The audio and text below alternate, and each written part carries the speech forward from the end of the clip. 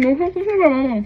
Здравейте! Днес ще правим най-добрите солени мъфини. Които някога сте яли. Купачукваме 2 яйца. Разбъркваме. И добавяме заквасена сметана.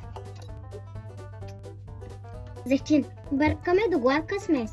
Добавяме кашкавала. И сушените домати. И сиренето. Къпни. Разбъркваме всичко. В отделна купа смесваме брашното. Сол, черен пипер. И риган.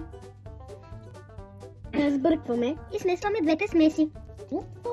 Разпределяме във формичките за печене. И слагаме да печем. Крема правим от заквасена сметана. Крема сирене. Зелен лук. Чипка сол. Лъжичка зехтин. Разбъркваме до гладък крем. След като се напълни изтинали, слагаме крема отгоре. Това също. Страхотни са. Последвайте ни за още вкусни рецепти.